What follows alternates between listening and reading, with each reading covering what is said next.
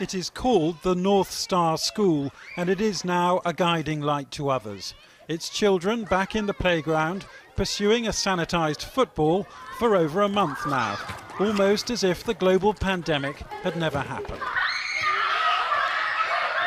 Denmark was the first country in Europe to reopen its schools, and governments around the world are watching this social experiment, because schools like this have become a laboratory for how other schools can function in an age of contagion.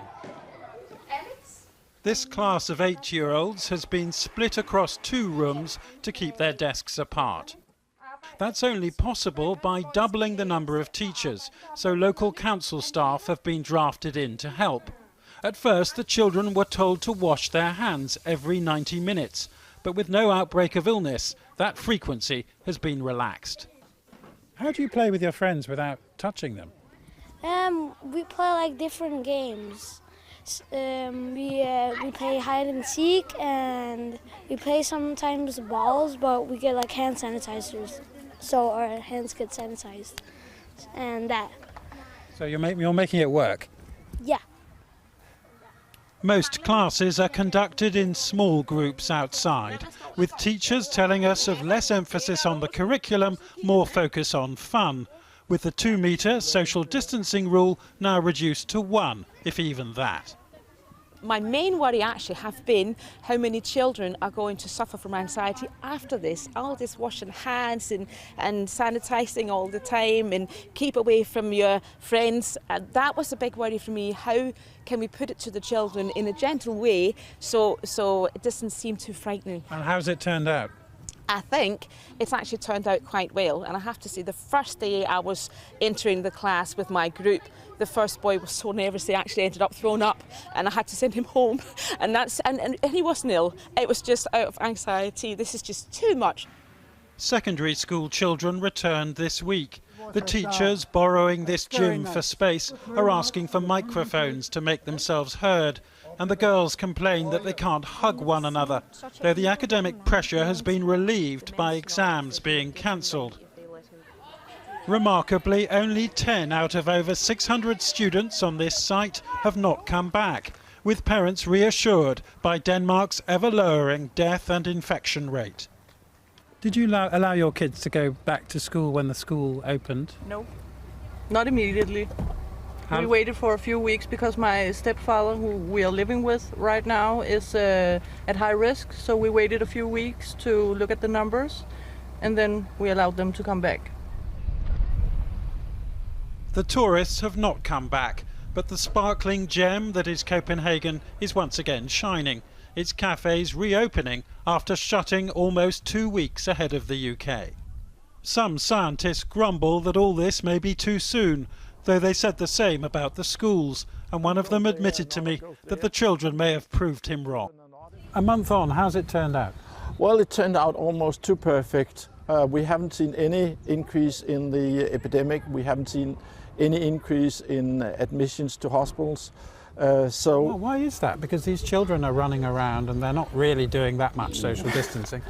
Well, nobody can really answer that question, but I personally think that one of the reasons is that even though children may become infected, they are not spreading the infection very much. Now Denmark is testing away, so it can isolate any second wave of the virus which could spoil its progress. So much testing that every 18 to 25-year-old showing no symptoms at all has been invited, so they too can be isolated if needed. This is a country basking in its relative success.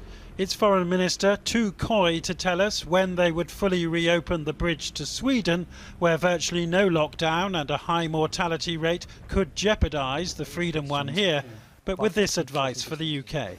When we look at the pandemic's development in Denmark, we see that we do it in phases, and if the phase we are in proving to be safe, then we are ready to open up a little bit more. So the gradual approach is also something I can recommend.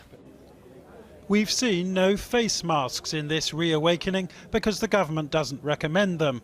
And the phrase you hear most often is "so far, so good." And with it, welcome proof of life returning after coronavirus death.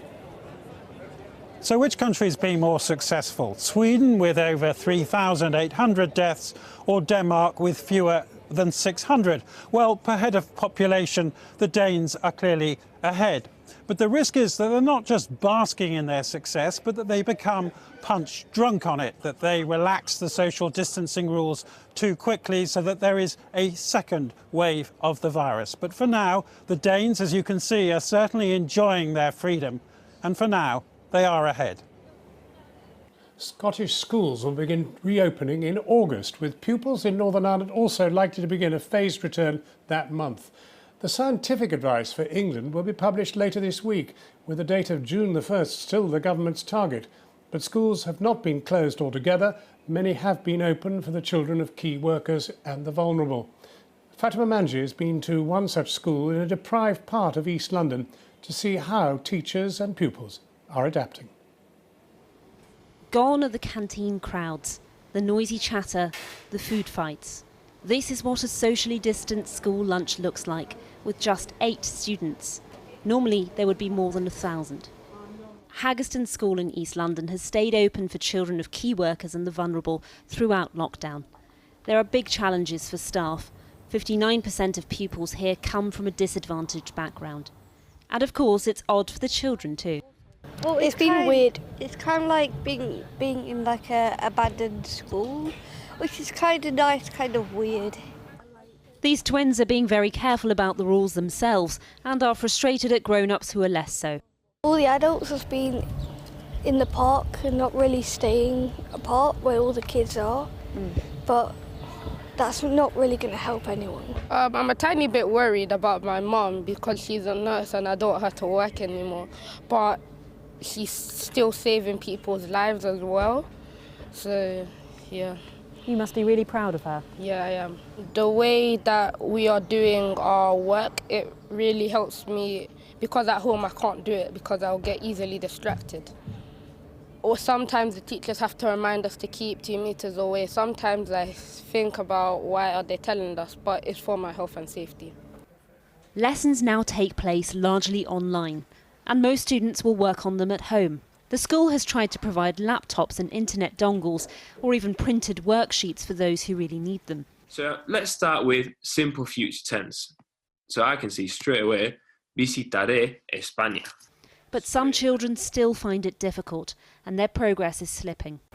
Your mum said that you were finding it a bit of a struggle. She was just saying that that you weren't kind of getting on with the work, and I just wondered how that was going. We have parents that we speak to who are desperate to get their children back in school and who are really keen to know when they can start to think about that.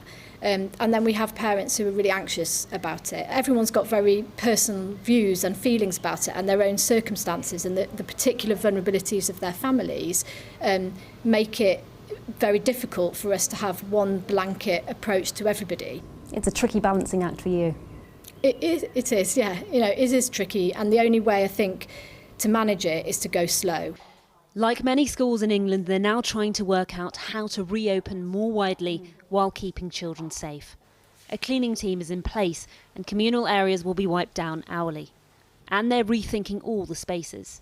Sometimes had, up to 300 children sitting and listening and watching performances. So it's usually a very busy and bustling space, but obviously in the current circumstances it's kind of untenable to think about that for the time being. And imagining up to 300 children here now just feels impossible, doesn't it? Yes, absolutely. It seems just crazy, really.